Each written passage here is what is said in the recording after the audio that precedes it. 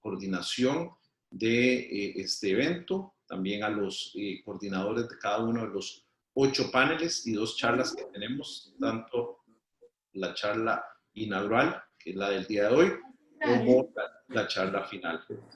Luego, agradecer a nuestros patrocinadores, que son NPG, BRIC y Áncora, por haber creído en nuestro proyecto, a todas las instituciones que nos han dado su apoyo institucional. Un especial agradecimiento también a la Sociedad Peruana de Derecho a la Construcción, con la cual hemos firmado una alianza estratégica hace una semana para hacer eventos en conjuntos y hacer mayor y más grande el derecho a construcción en la región. A todos los presentes, muchas gracias también.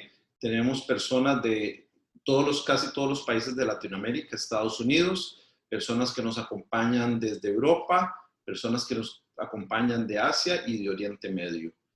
¿Cómo nació ALDEC? ALDEC nació hace aproximadamente 6 años en un café en Río, que nos tomamos Francisco González de Cosío, Fernando Malcondes y su servidor, y lo vimos como una necesidad de tener organización de derecho en construcción en Latinoamérica para Latinoamérica. Hoy pensamos que somos uno solo, sin diferencia de acentos ni de nacionalidades, ni de ideologías políticas ni fronteras. Debemos de desarrollar nuestra propia identidad dentro de la industria de la construcción y para eso estamos juntos hoy. Hoy nos acompaña Francisco González de Cosío y Bernardo Cremades. El doctor González de Cosío es fundador y socio director de la firma mexicana González de Cosío Abogados. Durante su carrera profesional se ha especializado principalmente en arbitraje, habiendo actuado como árbitro en más de 150 casos.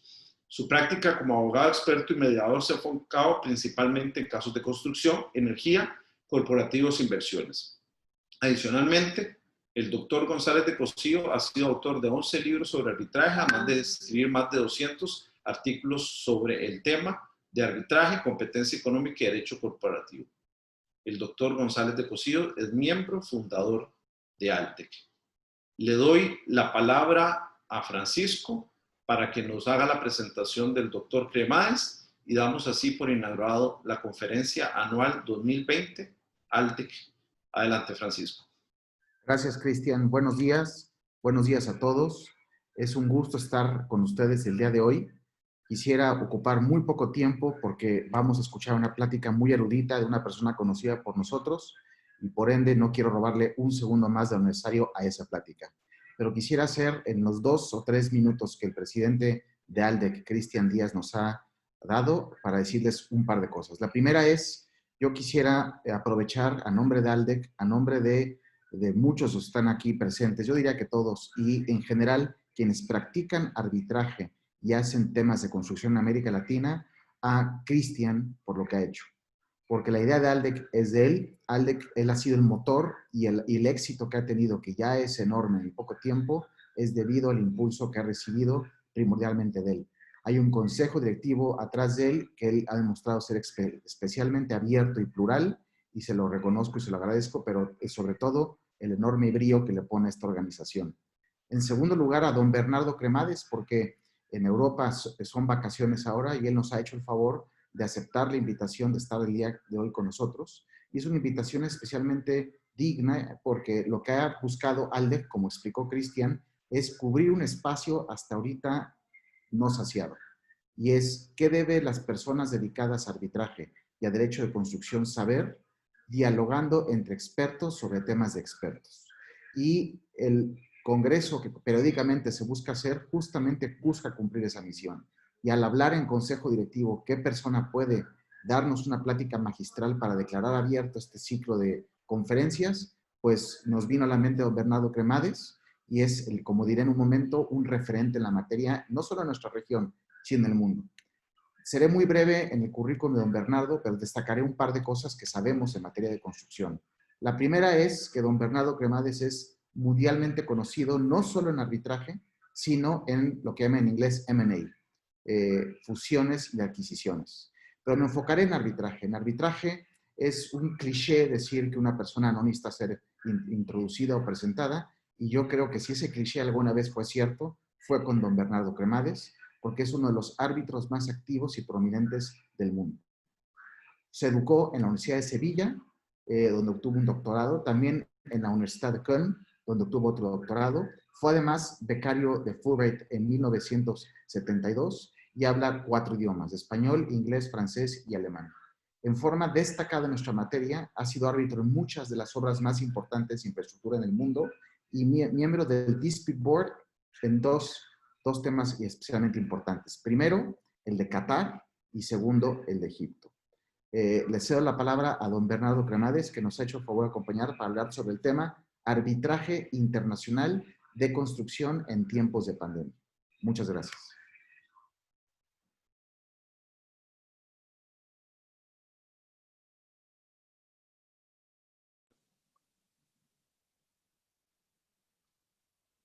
Creo que me ven. ¿Está funcionando? Lo escuchamos, don Bernardo, pero no lo vemos. Vamos a ver si ahora me... Es que pone, el anfitrión le ha pedido que inicie su vídeo. ¿Ok? Ahí está, ya lo vemos. Y lo ¿Ya me ven? Sí, señor. Muy bien. Adelante. Pues nada, muchísimas gracias a Aldec por la invitación a estar con ustedes esta mañana de comienzo de estas extraordinarias reuniones que tienen. Agradezco mucho las palabras de mi buen amigo Francisco y la contribución que Cristian Díaz está realizando en el mundo del derecho de la construcción. Hablar de arbitraje hoy en día no puede desvincularse de la situación en que nos encontramos, porque la llegada de la pandemia, del coronavirus, es algo que ha venido, que es una verdadera catástrofe que estamos teniendo en todos los países de la Tierra, y lo malo de todo esto es que ha venido para quedarse. Nosotros somos conscientes de que el impacto de la pandemia en materia de construcción es impresionante, y lo mismo las consecuencias financieras que la pandemia está teniendo en las empresas de construcción. No voy a centrarme en un tema sobre el cual parece que sería el tema inicial de fondo para analizar si efectivamente la pandemia, el coronavirus, se encuentra dentro de las categorías o de los eventos o circunstancias que la cláusula 19 de las reglas de FIDIC lo caracteriza o no como fuerza mayor. No me voy a meter en este tema. Yo creo que me gustaría realizar sobre todo una reflexión a fondo de lo que esta pandemia nos está haciendo considerar a todos nosotros. Un ejemplo de las consecuencias de la pandemia es precisamente cómo se está desarrollando esta conferencia y otras muchas. Es decir, nos está cuestionando a todos la cantidad de viajes que realizábamos, que muchas veces se pueden evitar y que a partir de ahora yo creo que lo vamos a evitar, porque estas consecuencias de la pandemia en el mundo del arbitraje internacional y en concreto en el arbitraje de la construcción, pues es realmente definitivo. Hoy podemos estar tantas personas unidas en este congreso, cada uno desde nuestro sitio, sin necesidad de desplazamientos, y efectivamente estamos consiguiendo casi las mismas metas que con como si fuera una conferencia presencial. Ahora bien, yo creo que a mí me gustaría mucho más en el ámbito del derecho de la construcción latinoamericano poner en duda, poner en cuestión si efectivamente aquello que hicimos hace algunos años dentro de la International Bar Association, cuando redactamos unas guidelines, están o no adecuadas al momento presente y al futuro que esta situación nos está deparando. Yo creo que hemos hecho del arbitraje un instrumento de solución de conflictos excesivamente judicializado, excesivamente formal. Y yo creo que es el momento de cuestionar si efectivamente esto debe cambiar. Y vamos a ir por partes, entrando, por ejemplo, en las cláusulas escalonadas o multitier. La aparición veíamos hace algunos años de los dispute boards como algo fundamental para evitar grandes arbitrajes de construcción. Poco a poco íbamos con las botas puestas, los miembros de los boards, a las obras cuando estaban comenzando y nos llenábamos con el barro para ver cómo iban ese desarrollo de la construcción. Y todo esto al final suponía que íbamos dando soluciones mes a mes a los problemas que la construcción tenía en cada momento.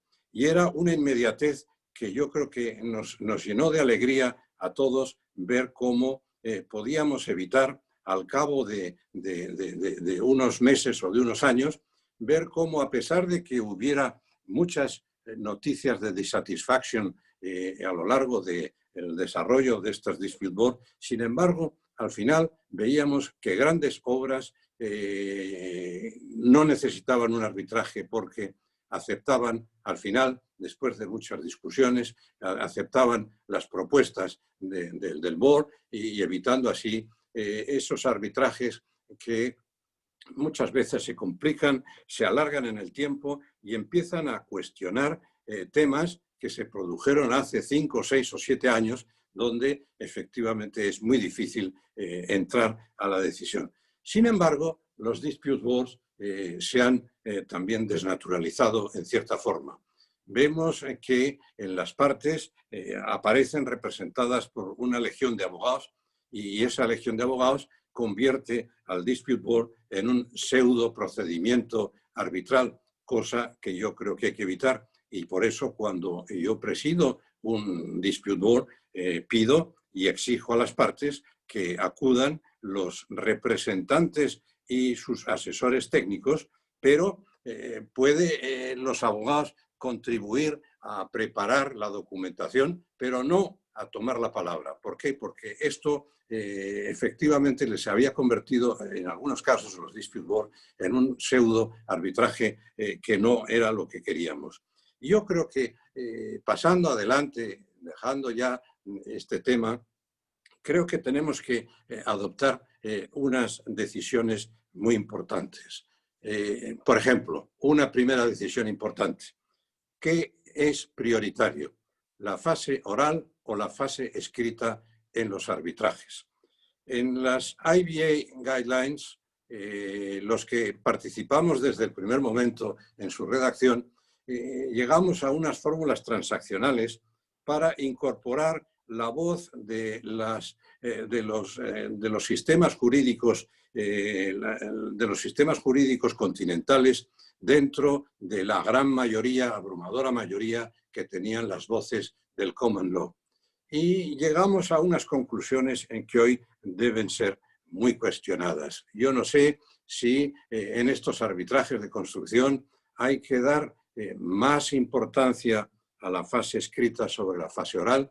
Hoy la pandemia nos ha obligado a tener unas audiencias mucho más escuetas y reducidas, entre otras cosas, porque ante la pantalla del ordenador aguantar 4, 5, 6, 7 horas de audiencia cada día es un tema realmente muy cansado y esto obliga para que la buena abogacía, que es convencer a los árbitros, obliga a ser mayor condensación, una precisión en la argumentación. Por eso hay que elegir bien el sitio donde se desarrolla el arbitraje para evitar complicaciones judiciales y sobre todo la elección de los árbitros. En muchos casos cometemos a veces por la inercia de los tiempos en nombrar los famosos QCs ingleses que tienen formación tanto jurídica como formación técnica, ingenieros de origen, y a veces pues al final nos estamos incluyendo dentro de esa dinámica de dar una prioridad a la fase oral sobre la fase escrita. Por ejemplo, otra decisión, tantos arbitrajes paralelos de las partes que intervienen en los temas de construcción, contratistas, subcontratistas, consultores, abogados, aseguradoras, proveedores, etcétera, etcétera. Yo creo que habría que ir pensando en fórmulas más ágiles de consolidación de esos procedimientos arbitrales. En materia, por ejemplo, de suelo, que es un elemento básico y definitivo en cualquier conflicto, siempre al final el problema es un problema de suelo. Esa prioridad que a veces nos encontramos en un arbitraje de construcción es el deber de informar o el deber de informarse. Es el propietario el que debe informar de buena fe o, por el contrario, a través de las cláusulas especiales de los contratos, pues hemos hecho una distribución de riesgos que obliga al contratista a informarse incluso sin la presencia de la buena fe. Otro tema también importante es el tema de las variaciones. Cada vez estamos viendo más estrategias negociadoras de contratación a la baja para después ir renegociando los precios convenidos a través de variaciones. Todo esto son temas que al final yo creo que hay que simplificar y hay que llegar a una agilidad para que el arbitraje efectivamente responda a lo que ha sido y debe ser, que es una solución de problemas concretos y en beneficio de las partes. Yo creo que quizá la pandemia lo que nos está obligando es a saber utilizar mucho mejor las tecnologías que están surgiendo en torno al arbitraje. Por ejemplo, creo que es muy importante en la redacción de escritos, por ejemplo. Si la fase escrita tiene que tener una prioridad, hay que esmerarse en una claridad y concisión, evitando lo que muchas veces los árbitros estamos viendo, en que los escritos son excesivamente técnicos y muchas veces el que escribe esos informes no se da cuenta de que el objeto fundamental del arbitraje es convencer a los árbitros, y esos informes excesivamente técnicos tienen que ser adaptados a la mentalidad y hacer un estudio de la psicología del árbitro para que pueda entenderlo fácilmente. Tienen que ser también unos escritos no tan repetitivos como estamos viendo ahora, donde hay repetición de casos precedentes. A mí me resulta muy chocante que en bastantes escritos que se presentan ante el Tribunal de Arbitraje que formo parte o que presido, pues me intentan repetir una y otra vez decisiones arbitrales que he redactado yo de mi puño y letra, y repiten y repiten y repiten. Yo creo que en esto la tecnología tiene que ayudarnos fundamentalmente a que esa redacción permita, a través de los links, evitar farragosos escritos. El envío, por ejemplo, en soporte papel es un tema ya prácticamente evitable.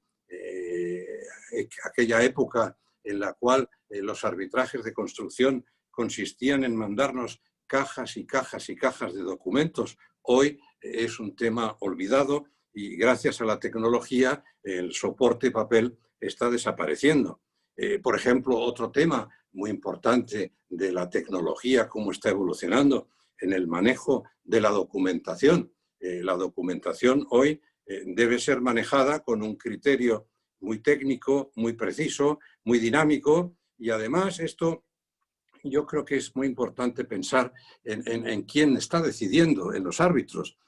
Hace algunos años los árbitros nos dedicábamos en las audiencias a ir viendo los diferentes documentos que nos habían presentado y estábamos yendo de un lado para otro. Hoy en día este tema se ha simplificado muchísimo en cuanto que en pantalla se proyectan esos documentos y no hace falta perder el tiempo yendo a través de los documentos que uno lleva para encontrar esos documentos que los ve uno en pantalla. Es decir, que Yo creo que la tecnología está avanzando muchísimo y esto es un tema que hay que tener muy en cuenta.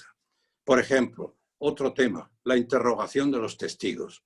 Creo que los testigos son interrogados con este criterio de dar prioridad a la fase oral,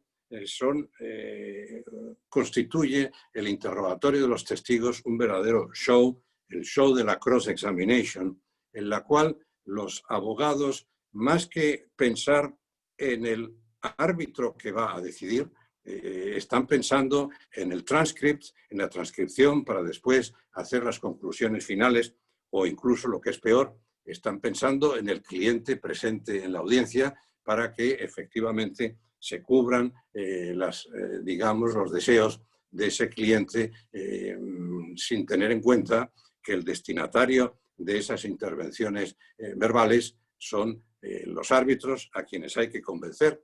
Yo creo que esto es un tema muy importante y además en el interrogatorio de testigos estamos aprendiendo ahora recientemente el valor de la tecnología. Hasta hace muy poco era valor entendido por todos nosotros que el face-to-face del interrogatorio de los testigos era muy importante. Y era muy importante porque uno parecía que si no tenía al testigo delante estaba en una situación de inferioridad, que era muy bueno ver cómo reaccionaba. Por eso, cuando excepcionalmente en las audiencias permitíamos por razones de salud o de imposibilidad de atender físicamente al testigo, a la audiencia, lo permitíamos, nos daba la sensación de que no se podía obtener ese examen tan preciso y tan psicológico del tenerlo delante. Hoy en día creo que con la tecnología el tema ha cambiado. Hay una captación multiangular que permite efectivamente que ese cuestionamiento del testigo sea tan eficaz como si fuera presencial. Yo siempre me he preguntado por qué prefiero ver un partido de fútbol o no digamos una corrida de toros a través de la televisión y lo veo mucho mejor que presenciándolo donde veo un buen ambiente, pero se me escapan muchos detalles de las jugadas en esos partidos de fútbol. La televisión ha conseguido una tecnología en la transmisión de estos partidos y de estos eventos que efectivamente yo creo que se está consiguiendo también en esta tecnología que se está desarrollando en torno al arbitraje como consecuencia de la pandemia, porque estamos todos convencidos de que hoy en día no es posible las audiencias presenciales y por lo tanto estamos acudiendo a la tecnología y la cross-examination hoy se puede realizar de forma tan perfecta como si fuera presencial. Y esto es un tema que se lo debemos precisamente a la situación actual, a este nuevo arbitraje que con ocasión de la pandemia se está realizando. No digamos, por ejemplo, nada en torno a los peritajes. Yo creo que se está haciendo un gran abuso de los peritajes. Se está haciendo un gran abuso por ejemplo, peritos legales. Estoy viendo arbitrajes donde se presentan varios peritos legales para unos temas que unos árbitros que son juristas muy reconocidos, pues a lo mejor no necesitan, salvo en casos muy concretos y muy precisos de la legislación en cuestión. Es decir, yo he visto cómo rechazábamos informes, incluso la presencia de peritos legales, cuando querían demostrarnos temas que no tenían ninguna relación concreta y precisa. Por ejemplo, otro tema que a mí me enerva muchísimo es el tema de los expertos, los delay experts, cuando provocan en los árbitros una confusión total con las critical windows. Todo este tema yo creo que hay que replanteárselo y nos lo estamos replanteando ahora. De la misma forma, con los quantum experts, todas estas apoteosis de las proyecciones del cash flow discount que estamos viendo, yo creo que hay que empezar a pensar que lo importante de los peritos, tanto de delay como de quantum, lo importante son sus conclusiones para que los peritos de ambas partes puedan llegar a un careo y puedan condicionarse unos y otros, pero para eso hace falta que haya unas conclusiones muy importantes y muy claras que sean las que se deban discutir. Es decir, a mí me pasa con frecuencia que leo los informes de los peritos, sobre todo de los que estamos comentando, de delay y de quantum, y al final tengo que preguntarles, oiga, ¿cuáles son las conclusiones concretas? ¿En qué se diferencian sus conclusiones de las conclusiones del perito de la otra parte? Todo esto yo creo que nos está aproximando el arbitraje a lo que debe ser, que es simplificar las cuestiones sometidas a la decisión de los árbitros. No digamos, por ejemplo, el tema de la documentación. La tediosidad del discovery, para mí odiado reference schedule que obliga al árbitro que todavía no conoce el fondo del asunto, tiene que dilucidar sobre qué documentos pedidos por una parte y pedidos por ambas partes son los que se deben admitir o se deben rechazar. Yo creo que hemos evolucionado, sobre todo los países de derecho continental, de aquella época inicial donde nos negábamos al discovery porque entendíamos que era anticonstitucional, nemo tenetur se accusare, no se podía pedir que presentáramos las pruebas, a lo que hoy se ha llamado la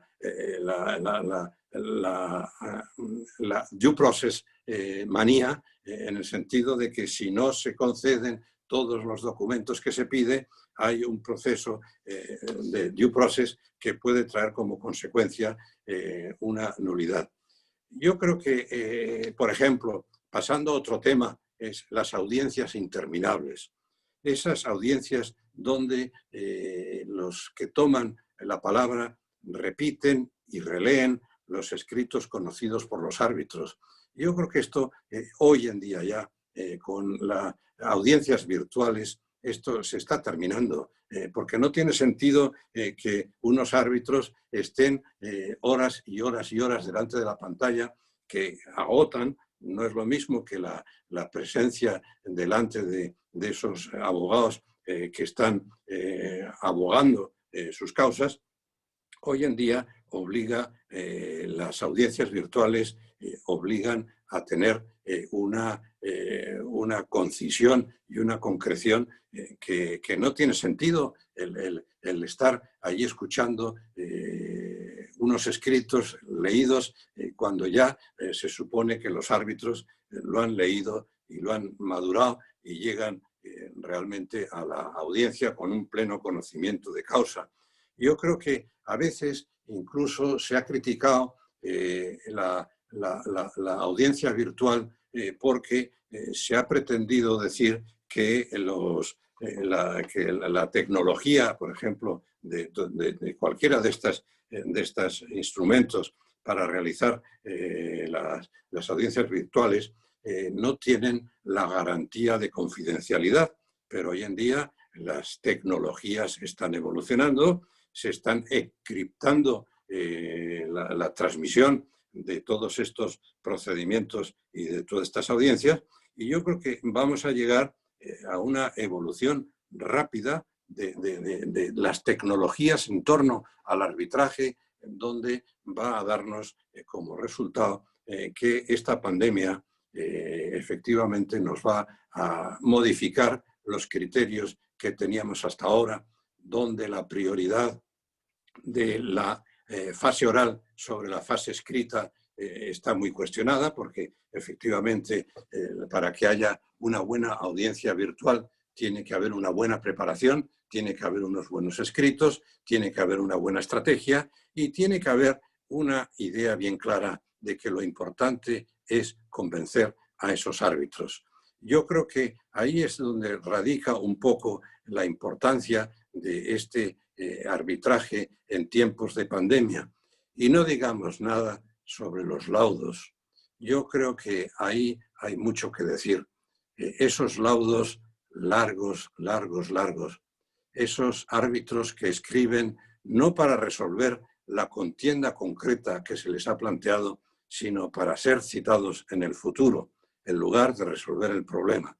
Yo creo que esto es un tema que hay que tener muy en cuenta. Ha habido una muy importante decisión del Tribunal Constitucional Español en materia de motivación de los laudos. Y el Tribunal Constitucional Español llega a la conclusión, se trataba de un recurso de amparo frente a la decisión judicial del Tribunal Superior de Justicia de Madrid, anulando un laudo arbitral porque era un laudo de equidad, decía el Tribunal de Justicia que no estaba suficientemente motivado. El Tribunal Constitucional cambia radicalmente esta idea. La idea de que el arbitraje es un equivalente jurisdiccional y que como equivalente jurisdiccional está sometido a las reglas de los jueces en la redacción de sus sentencias. Entiende el Tribunal Constitucional que el arbitraje no es tanto un equivalente jurisdiccional, que lo es por sus efectos de cosa juzgada del laudo arbitral, pero sobre todo el arbitraje surge como consecuencia de la autonomía de la voluntad y no de la potestad del Estado para juzgar y ejecutar lo juzgado. Y por lo tanto entiende el Tribunal Constitucional que la motivación de los laudos no pueden ser lo mismo que la motivación de las sentencias judiciales. Los laudos no son laudos para gloria de los árbitros que puedan ser citados en el futuro, sino que es para resolver un problema concreto planteado por las partes a esos árbitros. Y no digamos nada para concluir de lo que es hoy en día un auténtico vodevil de las recusaciones. Hoy en día la recusación es algo tan frecuente en nuestro mundo arbitral que yo creo que llama la atención y hay que dar un toque de atención sobre el tema. Ayer leía, por ejemplo, en el Global Arbitration Review, que el Reino de España ha recusado a un tribunal arbitral porque el tribunal arbitral, en las circunstancias en que nos encontramos, no deseaba que la audiencia se realizara en La Haya de forma presencial y recomendaba a las partes una audiencia virtual. Pues bien, el Reino de España se opone a esa audiencia virtual y como consecuencia de que el tribunal insiste en que se realice de forma virtual, procede a la recusación de los árbitros que así lo han estimado conveniente.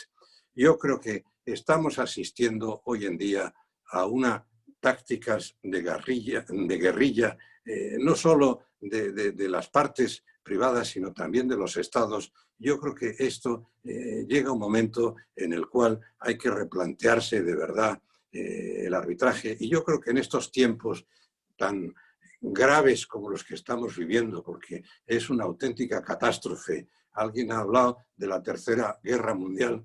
La presencia de la pandemia entre nosotros nos tiene que dar y nos está dando lugar a considerar y a reconsiderar criterios como hemos funcionado hasta hace muy poco.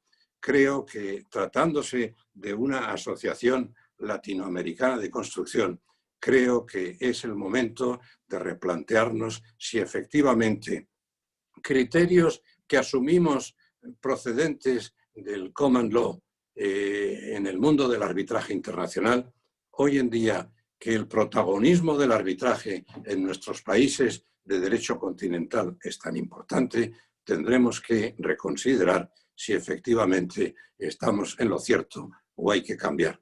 Yo con esto concluyo mis consideraciones en torno a las repercusiones que la pandemia tiene, que no solo son de orden práctico fomentando las tecnologías para hacer eficaz el desarrollo de este procedimiento arbitral, sino también yo creo que detrás hay un buen elemento de filosofía jurídica que hay que tener muy en cuenta de cara al futuro en el planteamiento del arbitraje en nuestros países. Muchas gracias de nuevo a ALDEC por la oportunidad que me ha dado de compartir con ustedes estas reflexiones.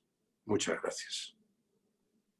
Muchas gracias, don Bernardo, por su presentación y además perfectamente a tiempo. Tenemos 10 minutos para preguntas del público y algunas que yo haré.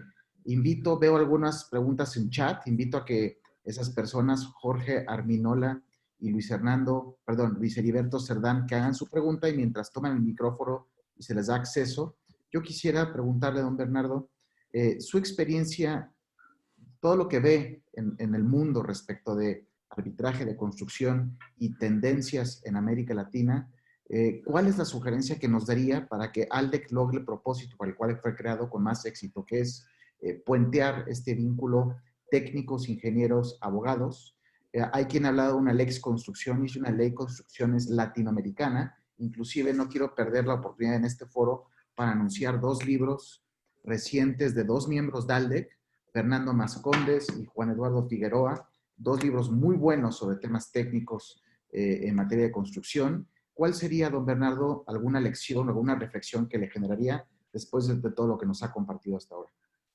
Yo la reflexión que realizaría es en torno a la madurez que la construcción, el derecho de la construcción y en concreto el arbitraje internacional de construcción tiene en nuestros países. Yo creo que nosotros hasta hace algunos años vivíamos de un arbitraje construido con arreglo al derecho común, al common law, y creo que esto ha cambiado. Nos estamos encontrando con árbitros del common law que dicen que hablan o entienden nuestro idioma, no así en realidad, y aplican el derecho de nuestros países y sin embargo pues lo intentan aplicar con un criterio que entiendo equivocado, sin ir más lejos. La buena fe, el concepto de buena fe, que para nosotros es un elemento fundamental de nuestros sistemas jurídicos, esto es un tema que en Estados Unidos se está admitiendo ya formalmente, pero los países de origen inglés no lo tienen tan claro. Yo creo que esto probablemente, el derecho de la construcción que hablas, Francisco, yo creo que tiene que ir en esta línea de la identidad propia de nuestros países y a lo mejor tener que hacer realidad. Efectivamente, creo que en estos últimos años muchos de nuestros árbitros han cogido una gran experiencia y tenemos grandes árbitros que hoy se codean con los mejores, si no son los mejores en el mundo del arbitraje internacional. Hasta hace menos tiempo, los despachos de abogados no estaban acostumbrados a participar en procedimientos de arbitraje y tenían simplemente una función accesoria de los grandes despachos anglosajones. Hoy en día estamos viendo cómo despachos de abogados de nuestros países están teniendo un gran protagonismo e incluso con gran éxito frente a los grandes despachos anglosajones. Yo creo que todo esto está, en definitiva, creando un derecho de la construcción mucho más adaptado a nuestra realidad de nuestros países. Muchas gracias. Veo algunas preguntas del público y me están pidiendo que las curse de esta manera. Para cuidar el tiempo, voy a empezar por la que entiendo primero como una pregunta de distribución de riesgos. ¿Qué sugerencias tendría don Bernardo en su experiencia sobre cómo, y esto tiene que ver con un tema que usted nos hizo en su presentación, de cómo hacer periciales más adecuadas que no confundan, cómo la cuestión de distribución de riesgos puede ser mejor presentada? Primer pregunta. Voy a hacerlas varias para que usted escoja el tiempo que quiere asignarle a cada una. La segunda es una pregunta que hace Luis Heriberto Cerdán sobre los centros de arbitraje que a veces piensan o escogen un árbitro único para controversias de cierto perfil o un tribunal plural, si usted ve alguna línea o directriz que deba tomarse al respecto.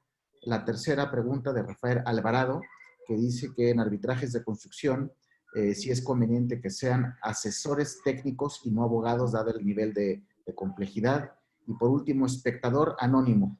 No sé quién sea, pero pregunta si deben ser, o qué sugerencias tiene sobre los delay experts. Y de nuevo es un tema que usted mencionó. Pregunta él si no llegan a ser demasiado complicados. Vamos por partes. Primero, distribución de riesgos. Yo creo que en eso hay que tener en cuenta, por un lado, las cláusulas generales de los contratos FIDIC y después las cláusulas especiales. Y yo creo que es en las cláusulas especiales en las cuales realmente se nota la pericia del abogado asesor en la redacción de los contratos. Yo creo que ahí es donde se procede a la distribución de riesgos, precisamente en esas cláusulas especiales. Yo realmente soy muy sincero.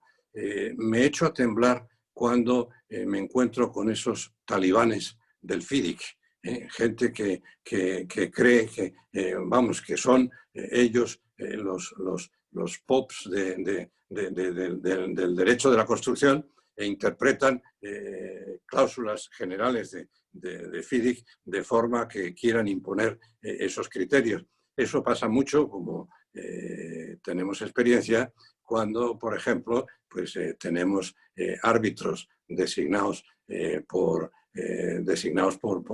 centros anglosajones. Por esto, a mí realmente, Francisco, siempre me ha llamado la atención de que México, que tan importante es en el mundo del arbitraje, hoy está utilizando masivamente la London Court of International Arbitration. Es decir, no lo sé, es decir, esto quizá responda a criterios propios del arbitraje en México, pero realmente esto trae como consecuencia en que hay una priorización del mundo anglosajón de arbitraje en nuestros países. Segundo, centros de arbitraje, pues, y esto lo tocamos, lo he tocado un poquito cuando he hablado de las preferencias en México sobre centros de arbitraje. Yo creo que vamos a ir, yo creo que estamos asistiendo, gracias a Dios, a una proliferación de importantes centros de arbitraje en el mundo y en concreto en el mundo del arbitraje latinoamericano.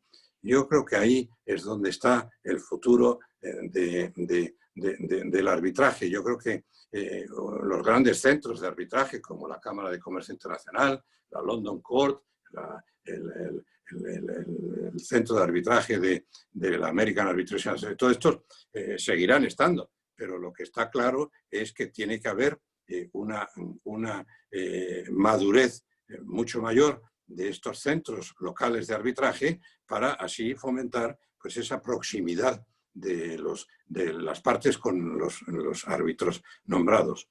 Después también preguntan sobre si la cualificación de los árbitros, si los árbitros tienen que ser para temas de construcción asesores técnicos o, por el contrario, deben ser expertos en derecho.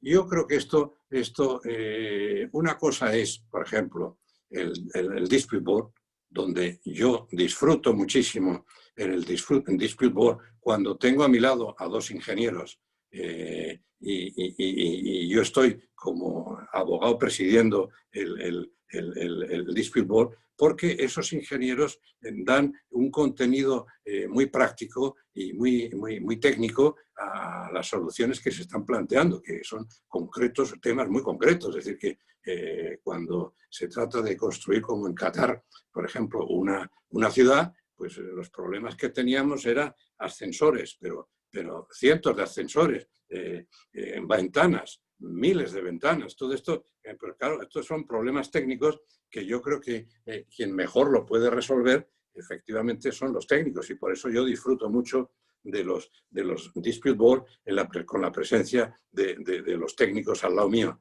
Otra cosa muy distinta es el arbitraje. Ya cuando los temas llegan a arbitraje, yo creo que ya la tecnificación queda un poco marginada. y al final lo que se discute en un arbitraje no es tanto los problemas técnicos como el sentido común en la solución de los litigios, ¿no? Y yo creo que ahí fundamentalmente a veces es un error nombrar un perito como árbitro, porque muchas veces somos conscientes de que la solución no es tanto una solución técnica como una solución de sentido común y una solución legal. Y después el interrogante anónimo, como decías, pues habla de los delay experts. Para mí el tema de los delay experts siempre es un problema de dolor de cabeza. Es decir, cuando me empiezan a hablar de la critical, de la línea crítica del arbitraje y las windows y todo esto, no lo sé. Yo creo que es muy importante porque los ingenieros lo entienden muy bien. Yo, como no ingeniero, pues no lo entiendo tan bien. Y al final, lo que me preocupa de verdad de estos expertos es si son capaces de llegar a unas conclusiones muy concretas. Y cuando llegan a unas conclusiones muy concretas, después hay que ir, cuando dicen 243 días de delay, ¿de acuerdo? Entonces ya uno sube y va cuestionando el por qué se llega a esos días. Pero lo que es fundamental para mí es que haya una conclusión clara de los días y sobre todo de los criterios que han utilizado para llegar a esos días, para que se pueda después confrontar con el experto de la otra parte, porque seguro que llegan a conclusiones distintas. Muchas gracias, don Bernardo. Tenemos 10 minutos más todavía de preguntas y una cascada literalmente de preguntas. Empiezo por una de un practicante mexicano que le gusta mucho arbitraje, don Jorge Aguilar. Pregunta, ante la electronificación de las audiencias, los árbitros gozarán de una, palabras de él, casi ubicuidad. ¿Cómo sugiere autolimitarse para determinar nuestra disponibilidad? ¿Y qué cualidades considera más importantes para un árbitro especializado en temas de construcción? Otra pregunta que hace Manuel Latorre: si un ingeniero quiere formarse como árbitro, ¿debe terminar la carrera de Derecho para poder desempeñarse? Otra interesante, voy a ir de 3 en 3 para dejar que usted decida cuánto tiempo darles, es los Delay Reports y Geotechnical Baseline Reports. ¿Qué opina, si es que ha tenido experiencia con Geotechnical Baseline Reports, qué opina de ellos en la distribución de riesgos geológicos y geotérmicos? Muy bien. El árbitro Aguilar habla de la electronificación de las audiencias. Pues este es un término que yo nunca había oído y además me gusta, es decir, que efectivamente nos han electronificado a los árbitros. Ahora, yo creo que esto yo creo que nos tiene que hacer pensar mucho. Nos tiene que hacer pensar mucho la cantidad de tiempo que hemos perdido en viajes que no eran necesarios. Yo recuerdo cuando era imprescindible acudir a Washington para hacer una reunión inicial de procedimiento y el argumento era que los árbitros tenían que conocer a las partes para así ya la psicología. Pura mentira. Es decir, que los árbitros normalmente experimentados pues conocen ya a las partes o por lo menos a los representantes legales. Yo creo que no hace falta esa psicología de la aproximación face to face para llegar a una reunión donde se están discutiendo a lo mejor simplemente los plazos del procedimiento. Yo creo que en esto vamos a ser responsables frente a las partes en lo que es dilación, en lo que es costes. Todo esto va a producir una gran reducción y yo creo que esto va en beneficio de las partes. Dice la disponibilidad, pues efectivamente, si uno viaja menos, está más disponible. Es decir, que lo que antes había que calcular, que si había una audiencia y había que cruzar el Atlántico, pues 2 días de ida, 2 días de vuelta y el cansancio correspondiente.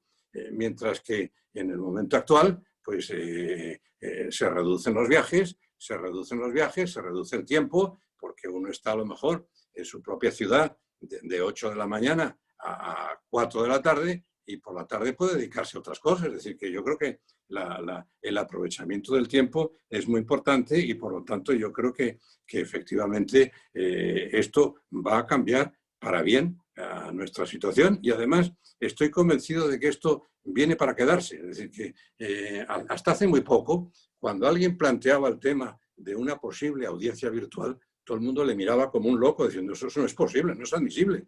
Hoy en día no solo es admisible, sino que es recomendable.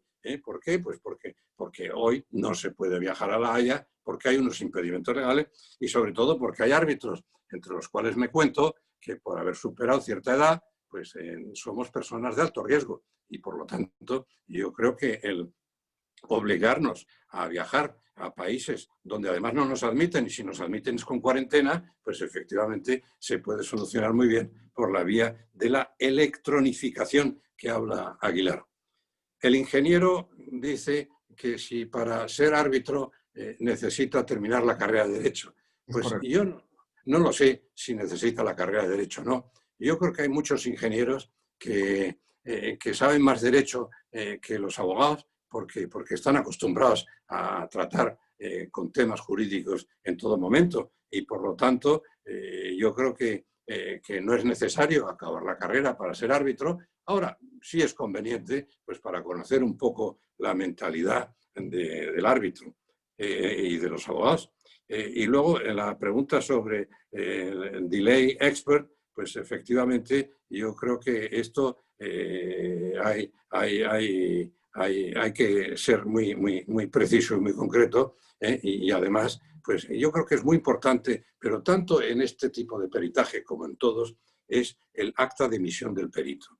Yo creo que es muy importante que los árbitros, cuando se les hable del peritaje, y sobre todo si es un peritaje designado por el propio tribunal, tiene que hacer una clara acta de emisión para no hacer perder el tiempo a todo el mundo y diciéndoles exactamente sobre qué temas y a dónde tienen que llegar en su peritaje de forma que sea útil en la decisión de los árbitros. Yo creo que se ha acabado ya el tiempo en donde los árbitros no decían nada hasta el final por el laudo. Hoy en día yo creo que tiene que haber una interconexión entre los árbitros y las partes y los peritos y todo el mundo desde el primer momento. Yo creo que los árbitros no deben ocultar hacia dónde van en sus dudas para que esas dudas sean resueltas. Y yo creo que en eso, pues el tema de los peritajes y en concreto de estos peritajes de tiempos, yo creo que es muy importante saber a dónde van. Muchas gracias, don Bernardo. Nos quedan 2 minutos y me gustaría no dejar de hacerle esta pregunta que creo que le va a interesar mucho, de Manuel Fernando Cubas Mori. ¿Cree que los dispute boards en la actualidad se han desnaturalizado en su objetivo y naturaleza, pero por autoría de las propias partes y abogados? ¿Y qué hacer para retornar a su esencia en caso de ser correcta la apreciación? La contestación a esto es que depende mucho del presidente del DAB. Yo he visto DABs y estoy padeciendo consecuencias de DABs controlando en materia de arbitraje de esos DABs y efectivamente se han desnaturalizado. Pero cuando yo soy presidente de un DAB, prohíbo a las partes que vengan con abogados. Y esto a veces plantea problemas de que me dicen, bueno, ¿y usted que es abogado, cómo permite o cómo indica que no vengan abogados?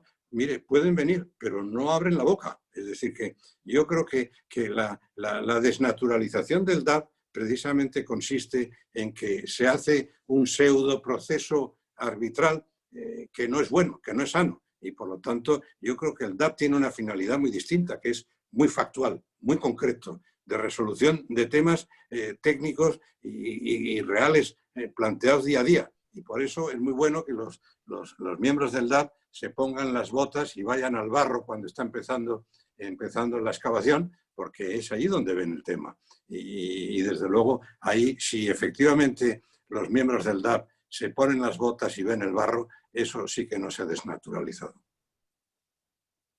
Muchas gracias, don Bernardo. Estamos justo a tiempo y creo que hacemos honra a una de las fuentes de disputa de construcción más frecuente, que es delay and disruption, y usted nos pone el ejemplo en que no haya retrasos.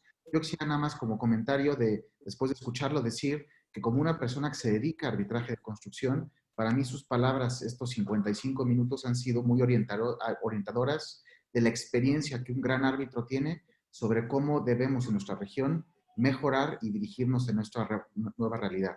Apreciaciones muy sabias. Y dicho eso, le cedo la palabra a nuestro presidente. Creo que se ha logrado el objetivo de aprender lecciones sabias hasta donde ir al DEC para lograr sus propósitos. Cristian.